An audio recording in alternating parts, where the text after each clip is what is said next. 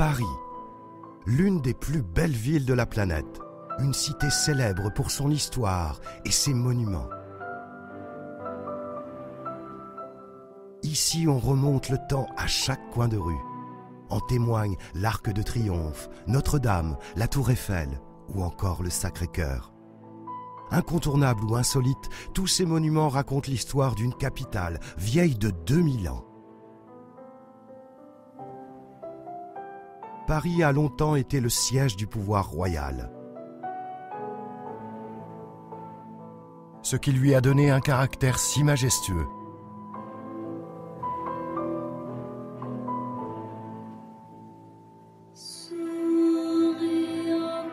La capitale française continue d'exercer un rôle majeur sur les plans politiques, économiques, mais aussi intellectuels et artistiques. Un rare privilège qui lui vaut d'être la première destination touristique mondiale.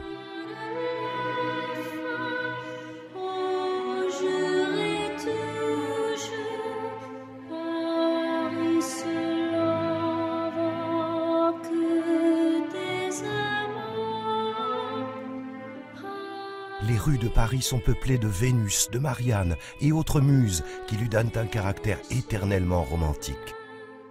Paris représente le paradis des amoureux et du glamour.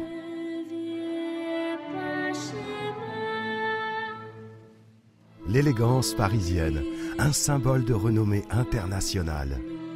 La capitale rayonne sur la mode et le luxe et offre depuis longtemps au monde ses visions esthétiques.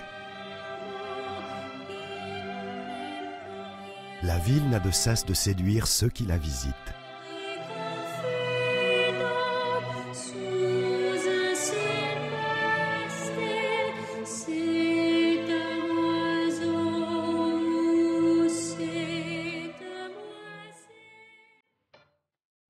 Situé au nord de l'Hexagone, Paris se divise en 20 arrondissements. Chacun d'entre eux a son propre maire.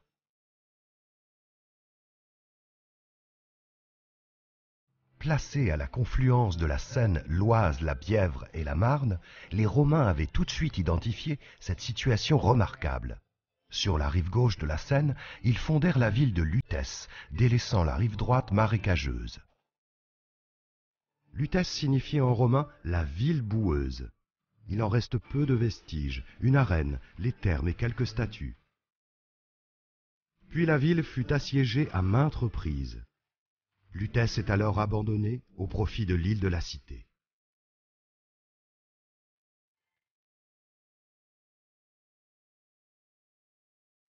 Au début du XIIIe siècle, le roi Philippe Auguste fut le premier urbaniste de Paris. Il entoura la ville d'une enceinte fortifiée. Quelques vestiges intégrés dans des constructions subsistent encore.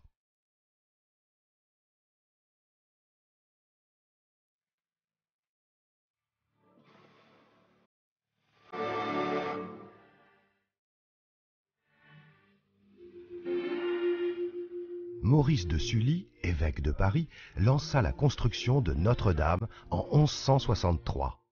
Un chantier qui dura 2 siècles.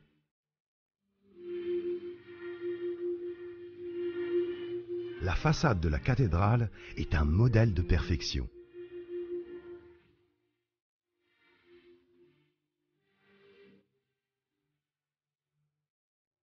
Un livre à ciel ouvert sur l'histoire religieuse.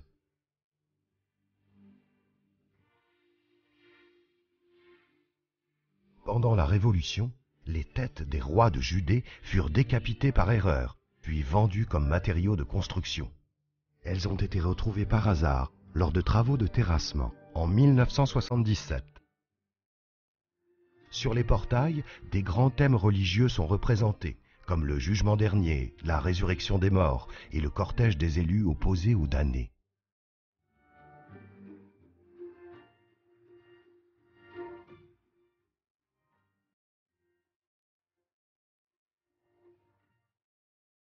Cette colonne décrit la scène de la tentation d'Adam au paradis terrestre.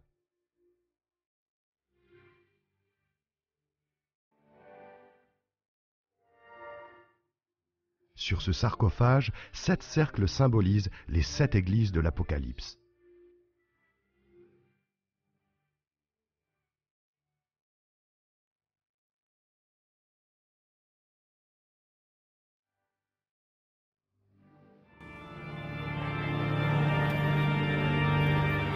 La cathédrale de Paris est un haut lieu de l'histoire de France. Pour chaque circonstance, un cantique est entonné pour commémorer une victoire ou célébrer un événement. Le 15 août, c'est la fête de l'Assomption de la Vierge Marie. La statue en argent massif de Notre-Dame est sortie en mémoire du vœu de Louis XIII. Il avait consacré la France à Marie, suite à la naissance du futur roi Louis XIV. C'est grâce au roman Notre-Dame de Paris, écrit par Victor Hugo, que le monument, dont certaines parties s'écroulaient, se retrouva dans la lumière. Un mouvement collectif se développa et permit à Viollet-le-Duc d'entreprendre la restauration de l'édifice. Il y ajouta des statues inspirées du fantastique médiéval, les gargouilles.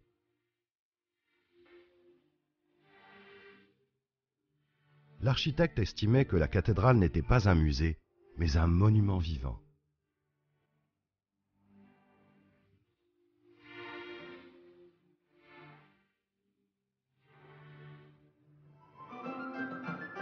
Au Moyen Âge, Paris était un labyrinthe. Sur l'île de la Cité, 34 églises s'élevaient, dans un enchevêtrement de rues étroites et sinueuses. La conciergerie et la Sainte-Chapelle sont les seuls vestiges de la première résidence royale.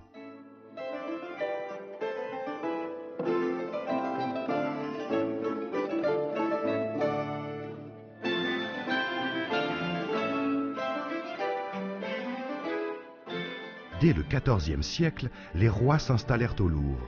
Le bâtiment leur permettait de fuir en cas de révolte. Autrefois, des loups rôdaient aux abords du Louvre, d'où son nom. C'est François Ier qui imposa le Louvre comme demeure permanente des rois de France. Chaque roi modifia le bâtiment pour aboutir à ce qui est aujourd'hui le plus grand musée du monde.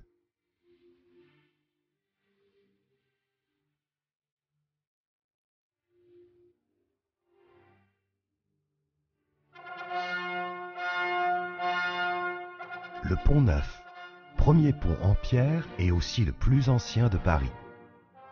Construit sous le règne d'Henri IV, les travaux débutent à la fin du XVIe siècle et se termineront au XVIIe. On lui doit aussi la place royale, avant que Napoléon ne la rebaptise place des Vosges en l'honneur du premier département à payer ses impôts. Un havre de paix, avec au centre un square. De tout temps, les bâtiments ont été habités par des personnalités. La marquise de Sévigné, Bossuet, Alphonse Daudet et Victor Hugo. C'était le centre mondain de la capitale au XVIIe siècle.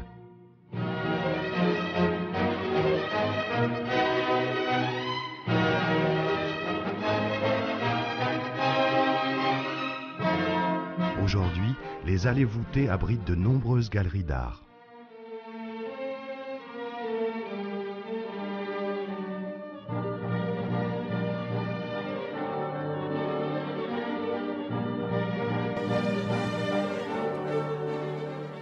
Louis XIV fit construire les Invalides pour apporter son soutien aux militaires et offrir un asile solennel aux vétérans. Véritable cité, on doit son dôme à l'architecte Jules Hardouin-Mansart.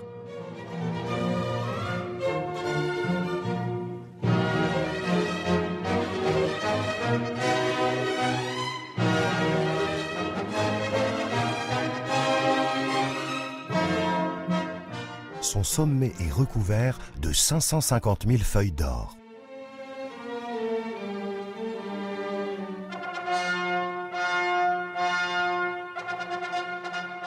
Mais le roi s'intéressait aussi à l'astronomie. Il fit construire un observatoire royal. Son aspect champêtre tranche avec la coupole sur son toit. Un bâtiment dans lequel il n'y a ni fer, pour ne pas fausser l'aiguille aimantée, ni bois, par crainte du feu.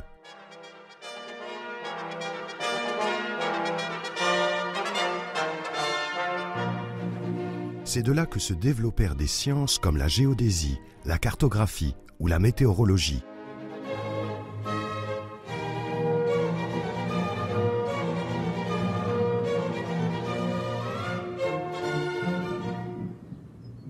C'est à Paris que naissent les grands mouvements populaires et les révolutions.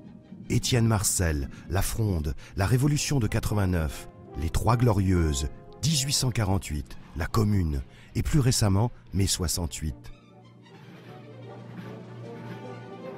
Le plus illustre de ces mouvements populaires restera celui de 1789.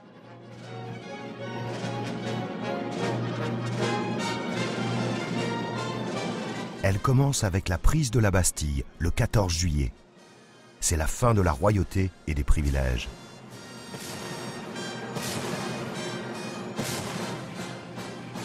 S'ensuit la déclaration des droits de l'homme et du citoyen.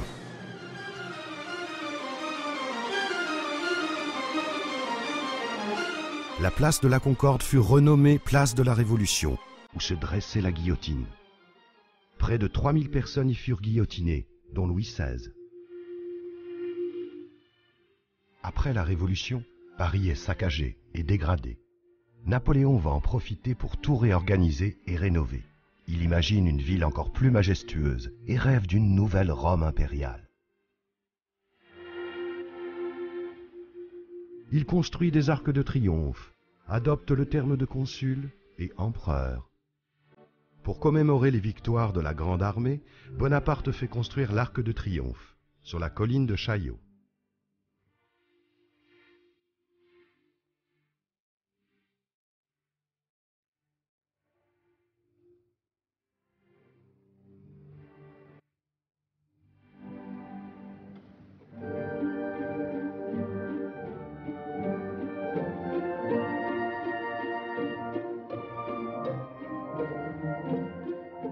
Mais il rend aussi la ville plus fonctionnelle. Il crée des trottoirs, des caniveaux et des égouts. Paris ne possédait que 4 ponts. Il en fait construire 4 autres. La passerelle des Arts, le pont d'Austerlitz, le pont d'Iéna et le pont de la Cité. Il fait aménager les quais de la Seine pour favoriser l'activité économique. Mais il s'est aussi intéressé aux morts en vidant Paris de ses vieux cimetières. Les ossements furent enfouis dans des carrières que l'on baptisa catacombes. On assimile abusivement les catacombes à l'ensemble des carrières de la capitale. Elles n'en représentent en réalité qu'une infime fraction. Pendant la Seconde Guerre mondiale, les Allemands, mais aussi les résistants, s'y sont établis.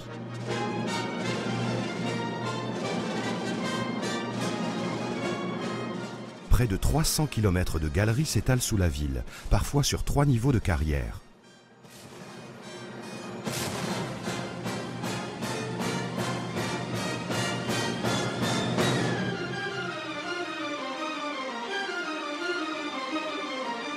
La profondeur moyenne est d'environ 20 mètres. Une petite partie des catacombes est d'ailleurs ouverte au public.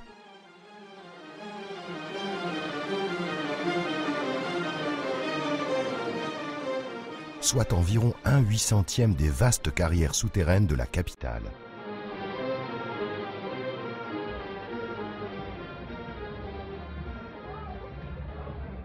Aujourd'hui, des bars clandestins s'y installent, le temps d'une fête.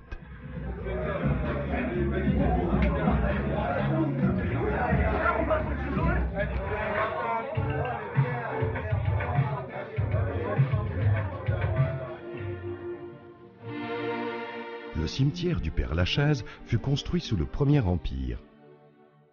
C'est le plus vaste cimetière de la capitale.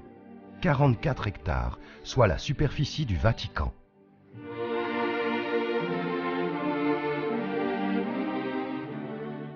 Ici foisonnent d'étranges tombes et mausolées.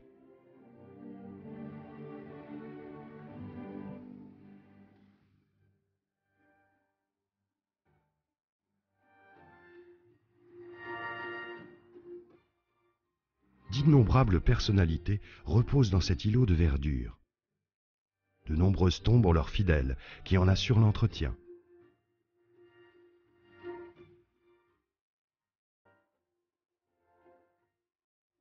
C'est un gigantesque étalage de l'art funéraire du XIXe siècle. Mais c'est aussi l'un des plus importants espaces verts de Paris. On y dénombre 5300 arbres et 400 espèces végétales.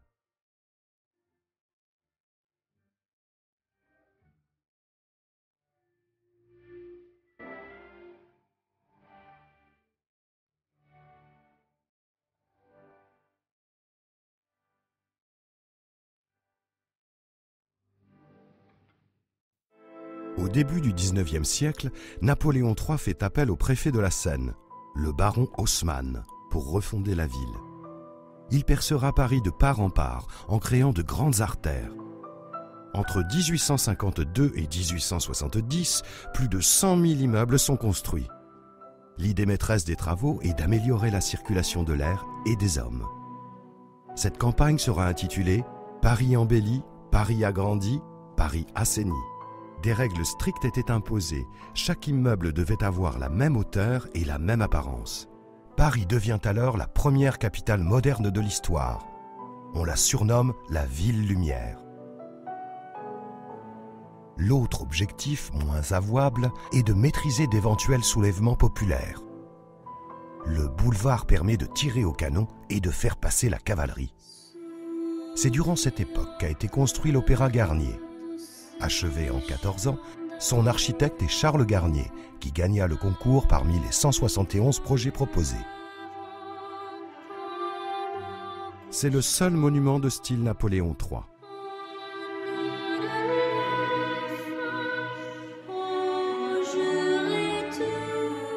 Toute l'organisation du bâtiment est dédiée au spectacle. 11 000 mètres carrés de surface, 2 500 portes et 1 500 employés.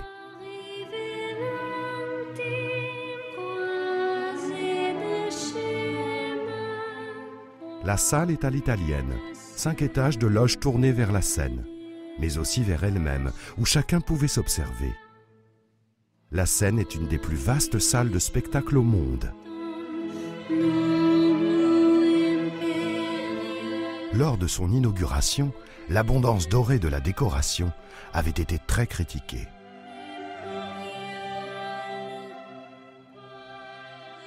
L'hôtel de ville se dresse sur l'ancienne place de Grève. C'était le lieu de rassemblement des hommes sans travail, d'où l'expression « faire la grève ». En 1354, Étienne Marcel, prévôt des marchands, fut le premier à gouverner la ville. C'est le premier bâtiment à représenter la République.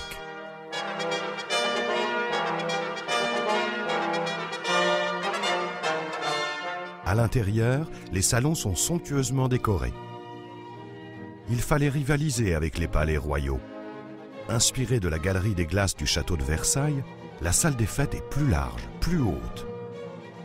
La République se voulait supérieure à la monarchie.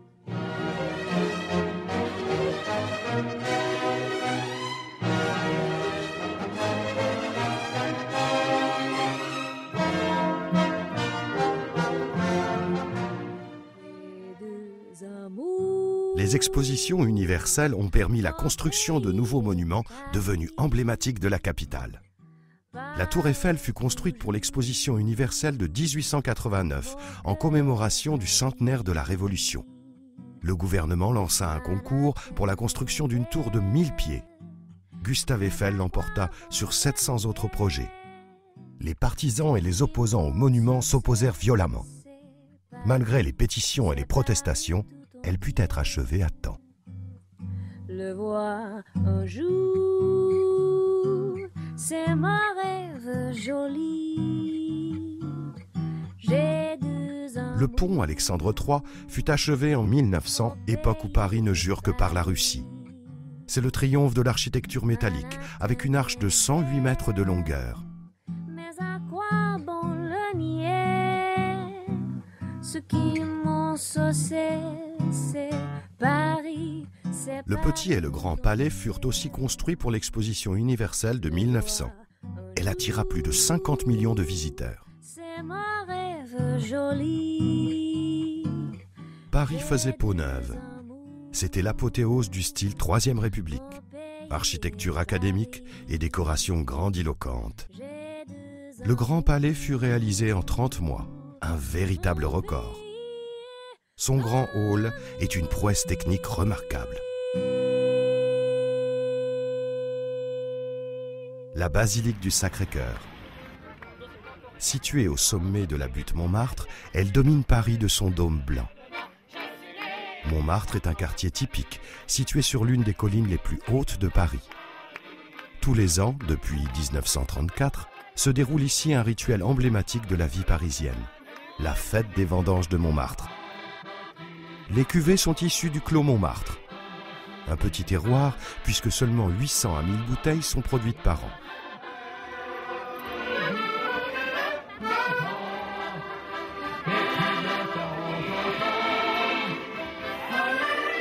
Non loin de là, la place du Tertre. Célèbre dans le monde entier pour ses artistes peintres, ses portraitistes et ses terrasses, c'est le lieu de flânerie par excellence. Au pied de la butte, le Moulin Rouge, célèbre cabaret dont le style et le nom ont été imités dans le monde entier. Les fameuses danseuses aux costumes affriolants offrent un spectacle éblouissant. Ici résonne le rythme endiablé du French Cancan. Le Moulin Rouge est un lieu aimé des artistes, dont le plus épris est sans nul doute Toulouse-Lautrec. Ces affiches et ces tableaux assurèrent au Moulin Rouge une notoriété rapide et internationale.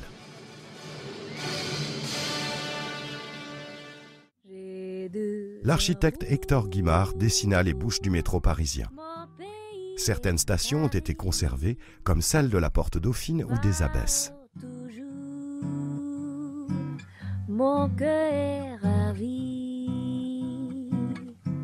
Manhattan est belle. C'est pour l'exposition universelle de 1900 que le métro est inauguré. À la veille de la Première Guerre mondiale, 10 lignes étaient en service et parcouraient une distance d'environ 90 km. La nature du sous-sol parisien ne permettait pas de forer des galeries profondes. Les lignes zigzaguent car elles suivent les parcours des rues. Mon pays est Paris.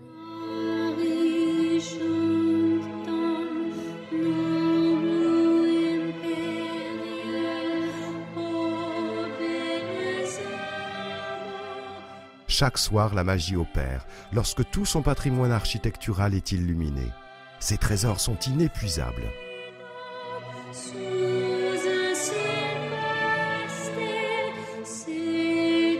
Depuis ses origines, Paris est une terre d'accueil. Toute son histoire est liée à ses apports extérieurs, aux populations venues d'horizons différents. Que ce soit une promenade romantique sur le Pont-Neuf, un frisson aux catacombes ou un zeste d'exotisme à la pagode, tout le monde y trouve son bonheur.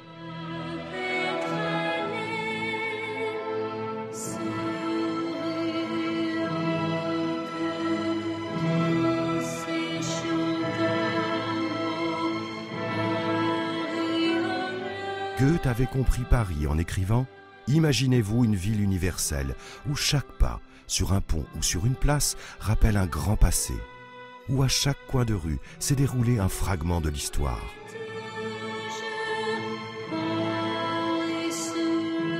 Au fil des rues se dessine un charme indescriptible.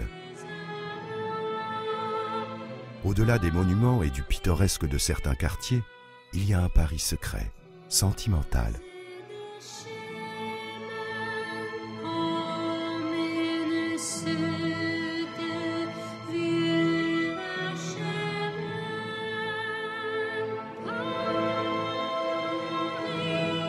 Ici repose un art de vivre unique au monde. On y éprouve, un peu comme Baudelaire, une fascination profonde, séduisante. Cette ville, couverte d'éloges depuis des générations, n'a de cesse d'exercer son pouvoir d'attraction. C'est la grandeur et la splendeur qui caractérisent le mieux Paris. Mais c'est aussi un hymne tout entier dédié à l'amour,